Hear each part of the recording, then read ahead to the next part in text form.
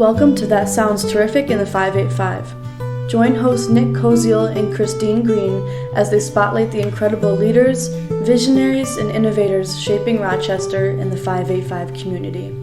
From transformative stories to big ideas, we celebrate the people making our community a better place to live, work, and thrive. So sit back, relax, and listen to what makes the 585 sound terrific. I like it. Welcome to That Sounds Terrific in the 585. I'm Christine Green. My co-host is Nick Koziel, and today we have Neal Gorman from Camp Haccamo. Welcome to the podcast. Thank you for joining us today. Yeah, Thank you for having me. This is great. Absolutely. Awesome. Let's just jump right in. Neal, before we start talking about the camp, which is obviously what we want to really focus on today, I want to know about you. Are you a native to the Rochester 585 area, or did you grow up somewhere else? Tell us a little bit about you and who you are. Yeah, sure. I grew up here. I'm a Rochester kid. My family is all from downstate, so I was born in Long Island, and the rest of my family is all born in Brooklyn. But I was 3 when we came up, so I was the only one with a Rochester accent. Everyone else had a Brooklyn or Long Island accent. So I lived here my entire life. I went to high school in Penfield and grammar school in Penfield. I went to St. Joseph's for a little while. My kids go to St. Joseph's now. I have 3 kids. They're awesome. We came back to Rochester. I was gone for about 20 years, living and working for the American Red Cross in New York City. And then also for a large hospital after that. So for about 20 years, and then came back to raise my kids and have my family here. So Rochester is a great place, and I'm really happy to have met you guys and to be on your 585 podcast, which is really cool. It's a big thrill. Yeah, awesome. We're thrilled to have you. I'm from Long Island as well. I think we had that conversation off air at one point, but Awesome. originally from Huntington, so transplant. Yeah. So I took a little bit of a more meandering path, but I've made it to Rochester. And Christine, I think you're a transplant too, aren't you? Yeah, I'm a West Coast plant transplant. Yeah, man, went further away. Yeah, so I'm from California. I was born in Colorado and then grew up in California, and then like Nick, like a lot of other places until we ended up here 24 years. So I've been here a long time. Wow. 24 years, yeah. Yeah. Well, yeah, here we are. Awesome. So Neal, tell us about the camp. Let's start at the very beginning. Tell us a little bit about what the camp is, and then let's go right into how you got involved. Yeah, so that's a good question and a good place to start. And I have tons to say about Camp Haccamo, and when I came back to Rochester, this was about 4.5 years ago. My family and I moved back, and just before COVID started. And one of the gentlemen at the Penfield Rotary Club, his name was Don Milton, great guy. He said, "Hey, we need your help on Camp Haccamo. Have you ever heard of Camp Haccamo?" And I said to him, "Have I ever heard of Camp Haccamo? Holy smokes." When I was a kid, about 12 years old or 11 years old, riding my BMX bike around Panorama Plaza, like many other kids did back in the 80s, that's what you did, you heard the kids playing at Camp Haccamo because it used to be in Penfield behind Panorama Plaza. You heard the kids playing, and there's nothing like that sound. The sound of kids playing in a playground, or it's almost like the sounds of a ballpark. It's the sound of summer and the sound of joy. And when he told me they needed help, I just jumped at it. I couldn't believe it. The answer was yes. I'll do anything to help make those sounds continue, but now, flash forward many years, everything that we remembered being so big and so grand is now much smaller than it used to be, and still surviving, though, after 69 years. This is our 69th summer. Wow. So it's really wonderful. And I love talking to the old timers. I don't want to upset anybody, but anybody that was around back in 56 when it started, they're very seasoned and mature by now, and I love speaking to them about camp and how it used to be and how it got started because it's just a wonderful, vibrant camp for kids with special needs, and I want to make sure it continues. I want to do my part to keep pushing the ball down the field for Camp Haccamo. We used to have 8 weeks of camp. Now we have, just a couple of weeks, but we're still doing it, and it's still making kids smile after so many years. And we're going to do another 69 years after this too. So, wow, awesome. So, like, can you tell us a little bit more about how the camp is structured, how the programs run, those kinds of things? Yep, exactly. So, a lot of people don't know.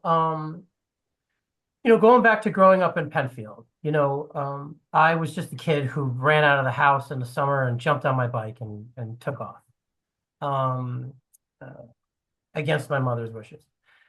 We all sort of, that's how we grew up and that's how we lived. And sometimes you don't know, not everybody can do what we do. Not everybody can just go run out. They might be in a wheelchair. They might have a syndrome or a disease or something that keeps them a little more locked down than we would be used to, and that's where Camp Haccamo really has found its footing in providing a really enriching summer camp experience, the real summer camp. Like, remember Meatballs, that movie? Yeah. I don't know. I'm older than you guys, but I do remember that one. Christine, have you seen Meatballs? You have to watch it. I think Meatballs was the quintessential summer camp movie for kids growing up in the 80s. So, but not everybody can do that. At Camp Haccamo, we can provide that experience for any kid. Kids that are in wheelchairs, kids that have Down syndrome, kids that are blind, kids that take doses and doses of medication. We can get them up on specially built zip lines and sling them down. They can go swimming and fishing and sleep in a cabin and have all kinds of ruckus, just like any other kid. This place is just pure magic. And that's what Camp Haccamo does. We're no longer in Panorama Plaza. Again, things change. We had Rochester was a different place back then. We had the LPGA that was supporting Camp Haccamo, and moms and dads that worked in big fancy companies that are no longer around anymore. Now they're smaller companies, and we're doing our best to survive. But we rent space from Camp Sunshine, another wonderful place out in Rush Henrietta. Mm-hmm. These guys are great. They do something very similar to what Camp Haccamo does, but our kids have slightly higher acuity. They have more needs, more medications. We have nurses around the clock. So we're making smiles for kids that normally don't get to go to camp. And I would encourage anybody listening to this podcast today or watching this to really just think about Camp Haccamo. Think about some of these kids that need their support. You can donate. There's tons of events we have coming up, events that we do yearly. So if you watch this podcast this year, next year, or the year after, we do these events and we keep doing them all the time. And I can tell you more about them too. Wow, this sounds so great. And I'm embarrassed to say I'd never heard of Camp Haccamo. Now, you said this is the 69th year. Yep. Or wait, yes. Yep. So was it developed as a camp for campers with special needs, or has the focus changed over the years in any way? Tell us about the beginnings. Yeah, no, I'm so glad you asked that question because we do have a really rich history. And it was started by 4 Rotary clubs back on June 10th, 1956. A bunch of people, thank goodness they did this. They decided to meet at a place called the Country House in East Rochester. It's now a Burn Dairy gas station. But they're great too. I've gotten pizza from them, and maybe they'll be a future donor. I'm not sure. We're going to pressure them with at least get some pizzas. Pizza's good. Yeah, I've done it with my kids.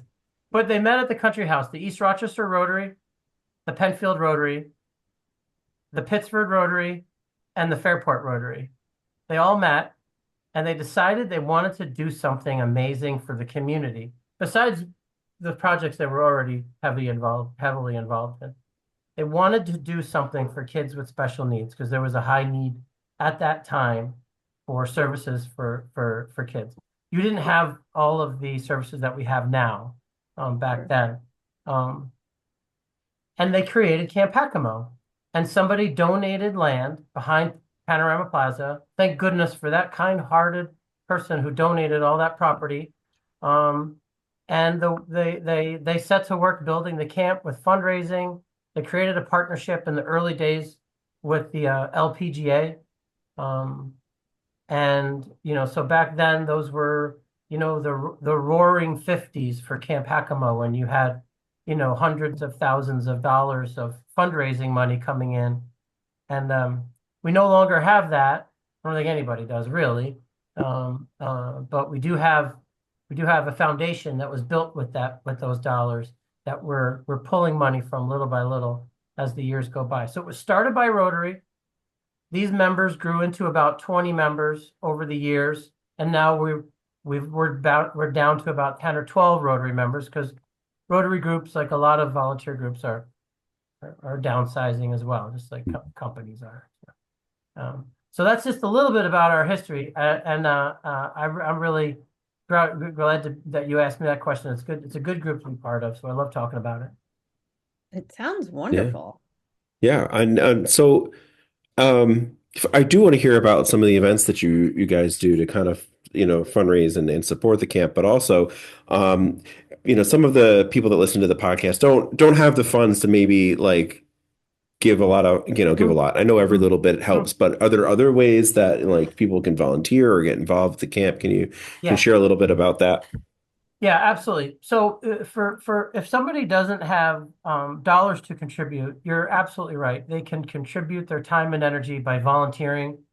And there's always a high level of need for a camp like ours, because everything is purchased through donated dollars, and all of the labor, for the most part, is volunteer labor. We have a camp director who's been organizing camp for many, many years.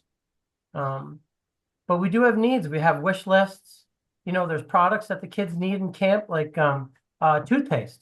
They need little carrying things. When you go back and forth from your cabin to the showers, you need those things. We need people to help us get those, and they can fundraise for those things. They can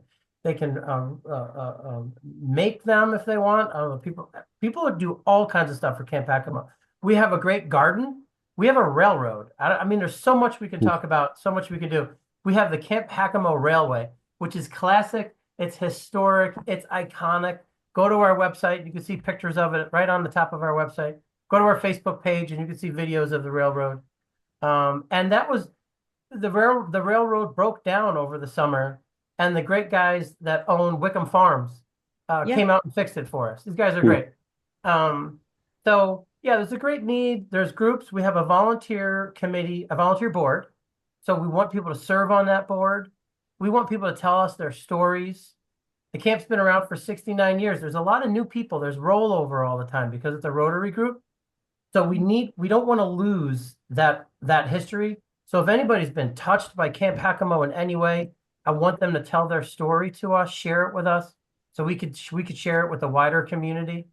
One of the Rotary clubs in Rochester, the Rochester Deaf Rotary, Robert Green, one of the members of that Rotary, he was a special guest at the Penfield Rotary meeting a couple months ago, and brought an old LPGA magazine from 1986, I think it was, and he shared that with us. And it was a 3-page spread, a snapshot in history of Camp Haccamo. And it was really amazing. So if anybody has old magazine articles or newspaper articles of camp, bring them to us. Today, old content can be made into new content, and we can make it wonderful and share it on Facebook, share it on our website. We can share it in emails. It's just it's great to show some of that history. And if anybody, that would be one big appeal. I would love for somebody to share their stories with us of being a camper and being a counselor, or even working at camp in some way. That sounds amazing. Yeah. So tell me, I want to know about the campers. What ages are accepted? Is it a very wide range or Yeah. a very small range? Yeah. So our camp age range, I want to make sure I have it exactly right for you. So I'm going to give you the dates too. It's always, for the most part, the last week in July and the first week in August. The last week in July will be for kids ages 7 to 13. Okay. So these will be, any 7-year-old. Like the 7-year-olds are the funniest kids in the world. Yeah. I have a 4-year-old, a 9-year-old, and a 10-year-old, and they're still funny, but 7 is really funny. Yeah. The first week in August is for the older kids. That's 19. No, I'm sorry. The first week is 7 to 18, not 7 to 13. That's just I don't have my reading glasses on, so I couldn't decipher the 8 from a 3. So it's ages 7 to 18 for the first week. And then the next week is our older week, which is 19 to 30. And most camps age out. Most kids will age out before 30, and we go to 30. We used to have an adult weekend, an adult reunion weekend. It was such a blast. It was the most amazing thing. These guys were 30 and up, and they were people that aged out of our older camp, and they would tell us stories about being some of the kids go to camp for 10 or 12, 10 or so years. They're long timers, and you have some, and you have a mix of some that are just starting for their first time. So it's really great when we can get them all together. But we don't do that weekend anymore because of sort of the fundraising just wasn't there. If somebody ever is listening to this and wants us to have that adult weekend again and wants to step up and be a big volunteer, there's lots of great new companies in Rochester. A donor. We would love to have the adult weekend again too. That's so cool. So do you go to the camp weeks yourself? Yeah. I go down there. I don't have any productive role that I can provide to anybody down there other than being goofy and trying to make people laugh and not stepping on anybody. I'm a klutz, so I always end up tripping on somebody or something. But I'll take pictures. I love sharing all the pictures, and I love interviewing the families. It's just great. There's pictures that are burned in my memory in good ways.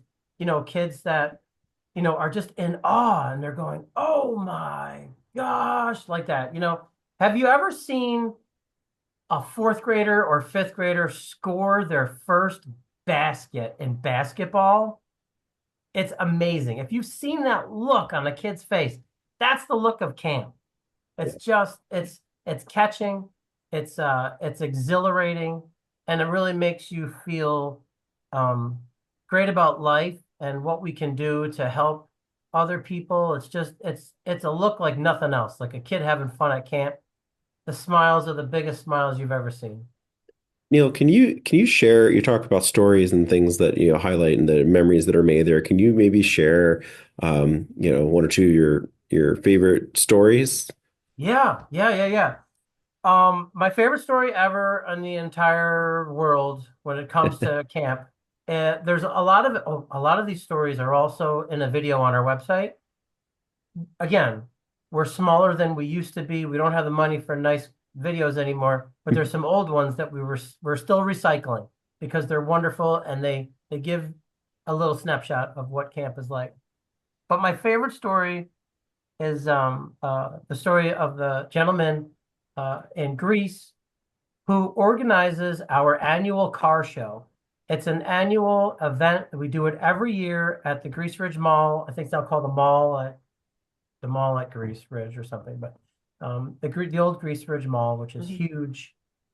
Our car show is in the old Sears parking lot, and we fill up that entire parking lot with 300, 400 cars exhibiting.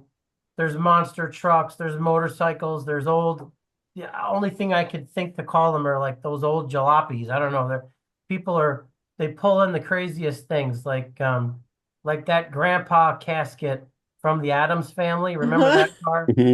And there was a guy with a brand new fancy car. I don't even know what it was, like something that cost $400,000 or something. So but there's all kinds of cars there. And he does this. I thought he just did it because he was a car enthusiast and he liked camp. but he does it because his son went to camp from age 7 to like 30 until he aged out. And his son had just really blossomed.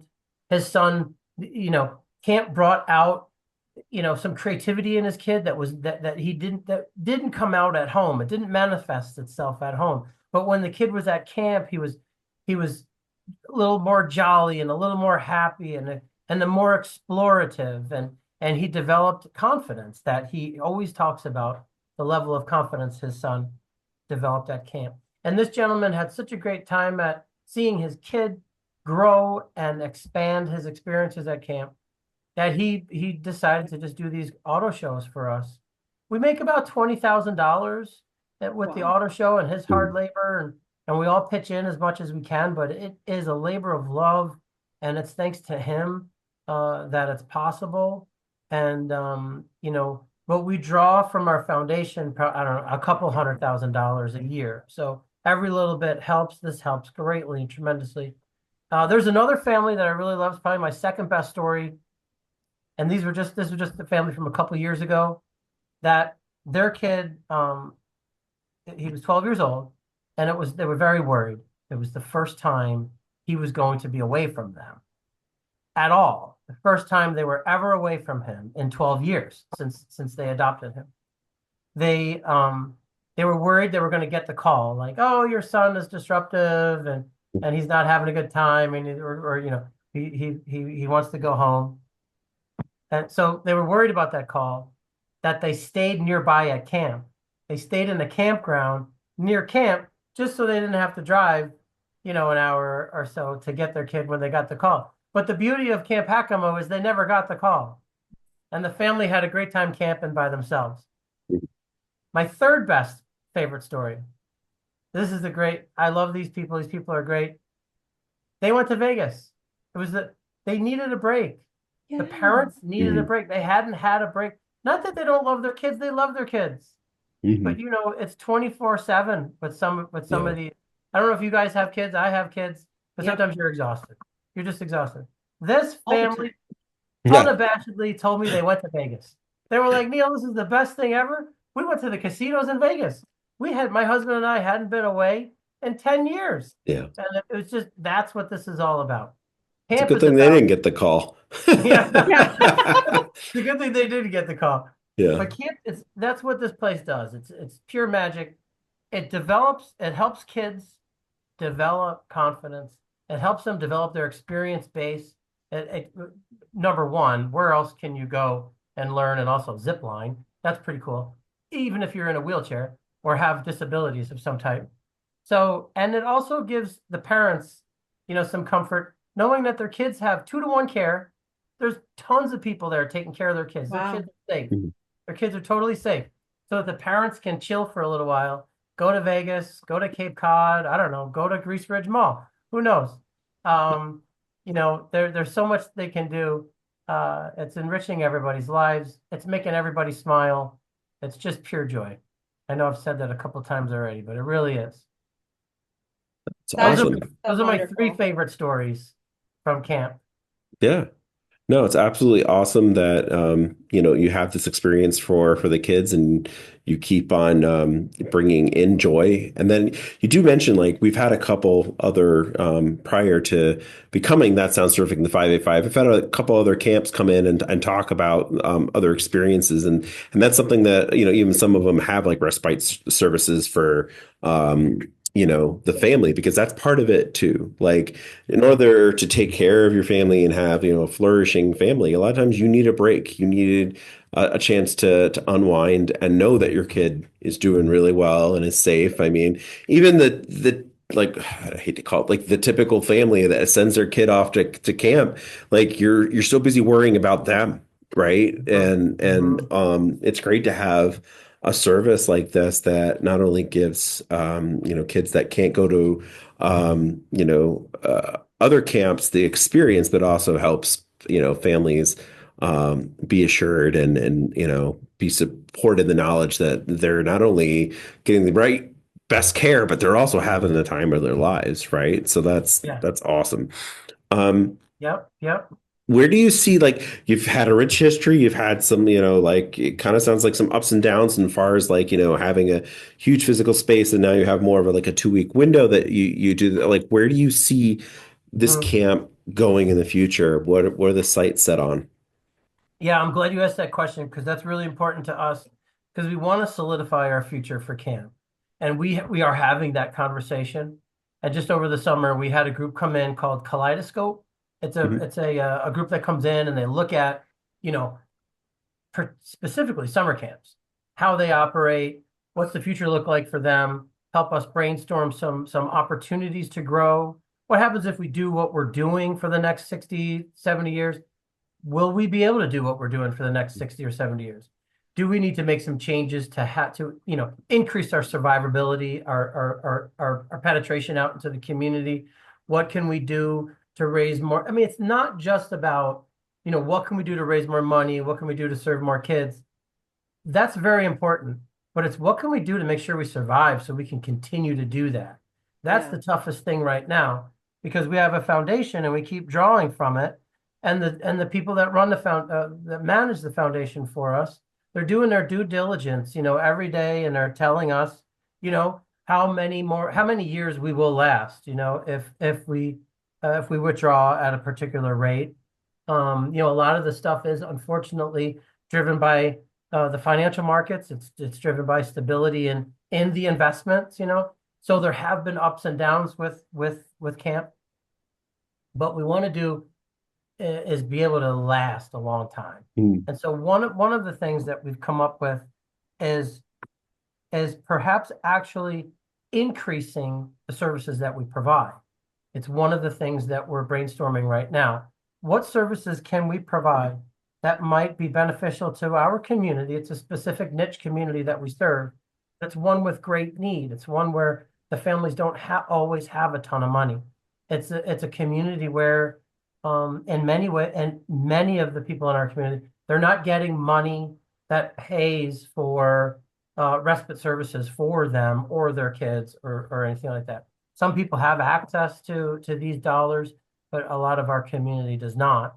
And we're looking at how can we increase our services to that community in such a way that we're expanding camp a little bit. We're not discovering that there's going to be a magic bullet. We have a great committee, a great board that, every month we meet. We have a nominating committee that's looking at new members to bring on board. We have a fundraising committee that helps with the car show, and we have our operations committee that helps streamline operations. And we're run about as tight as you can run, considering everybody is a volunteer. But we are looking at how do we make sure we survive another 60 years, and not just 60, but really, how do we survive? How do we make sure we survive another 10 years? Because if we survive 10 years, well, we might survive another 10 years after that, and another 10 years after that, So we're it's a good question. I'm glad you asked it, and I think we all need to continue to evolve and brainstorm how to evolve, So that's a really good question. And if anybody has any ideas for us, we're always open for more ideas too. We want to make sure we have plenty in the idea bag. Very Amazing. Cool. Amazing. This just must feel, I can tell you're definitely exuding joy talking about this. And that is what I love to see. Everyone so far that I've been, since I've been a part of the show, everyone is just so excited and happy with what they're doing, which is one of the reasons why we love this podcast. I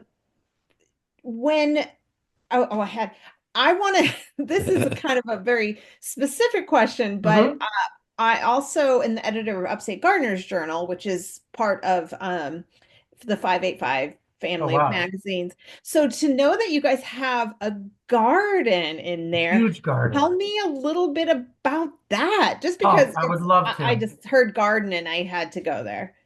I am so glad that you went in that direction. I was hoping that somebody would one day ask me about the garden because that was me.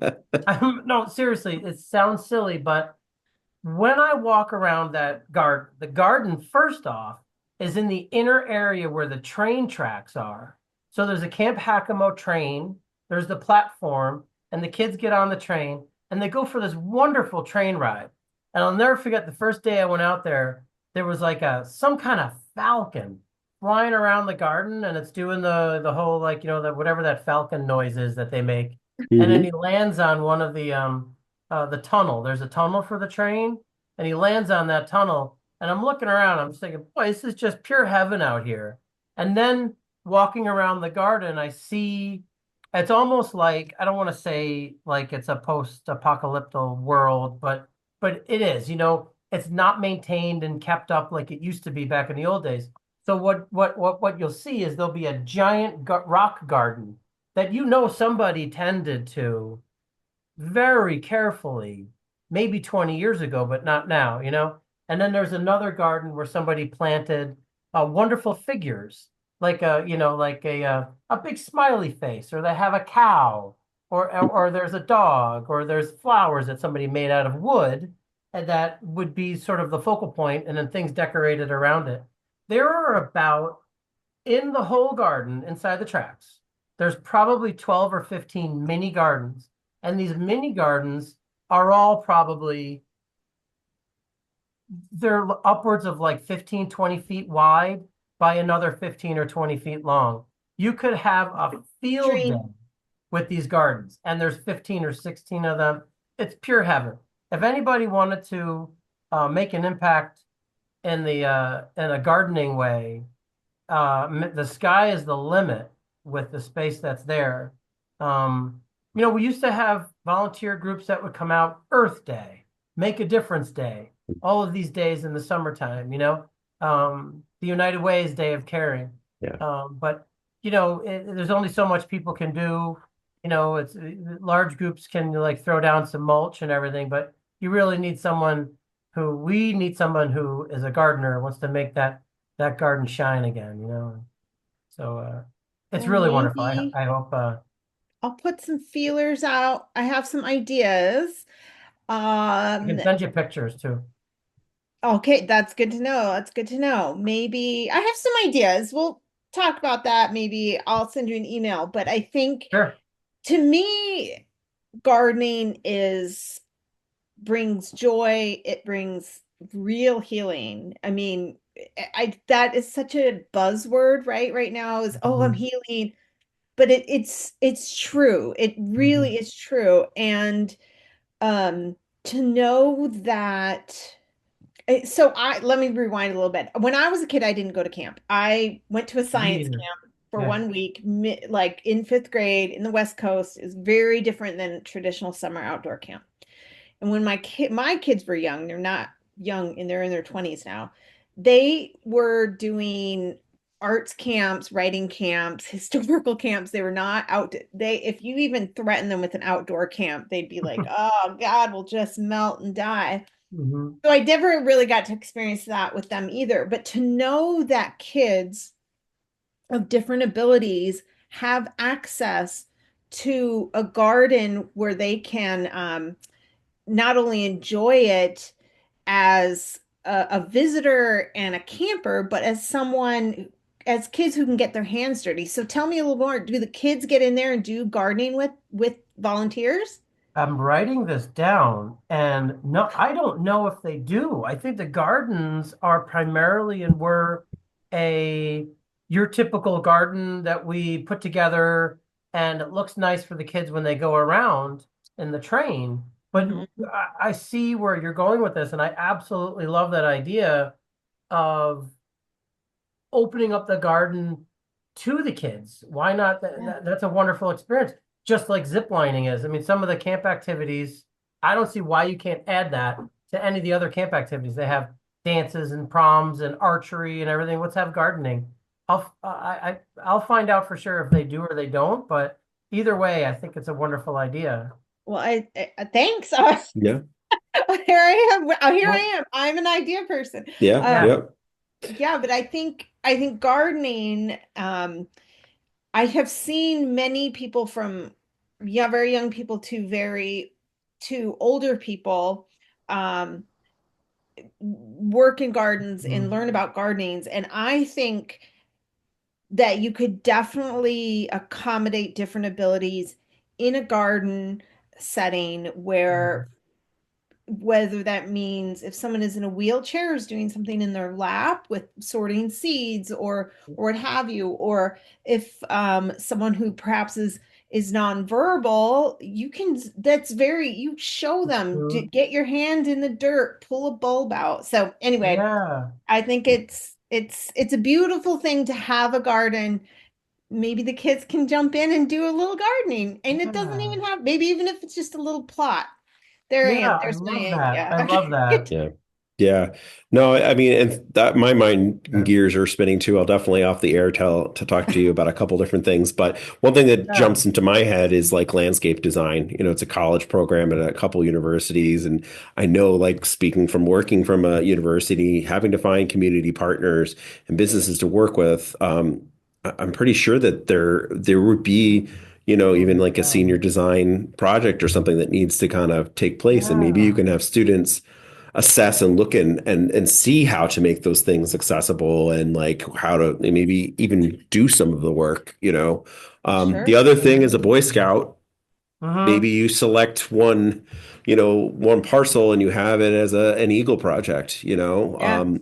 So I mean, anyone out there that's listening that loves to garden, you know, or wants it needs to do a volunteer project. I mean, and this could be right up your alley. And you know, the other thing popped in my head is I live down by the Arcade Railroad, and they do the Polar Express, and you were talking about like the train. So why not like utilize some of those things and decorate one of the gardens for Christmas with Santa and all that other stuff? Do Christmas in July or something. I don't know. There's a variety of different things that, you know, Christine and I could go off on tangents for like 30 years. We definitely have ideas about pretty much anything. If you ever need to hire anyone for just ideas, Nick and I. That's great. Yeah, we'll definitely jump on board. Very good. Very good. That's awesome. But Neal, is there anything else that you want to talk about that we haven't talked about? Because I know we're getting close. Yeah, no, I do want to, there's a couple of things I want to mention. Sure. We have if I think there might be time, you know, between when this runs and the date. Sure. But we definitely want people to come to our polar bear plunge. This is something being sponsored by a youth Rotary group, and you can find more information at the Rotary District 7120 website. So we're in Rotary District 7120. That's the Rochester and Monroe County area Rotary groups. So if you go to that website, you'll see the Polar Bear Plunge, and it is being sponsored by a youth group who are amazing. This is great. I wish I did these things when I was a kid.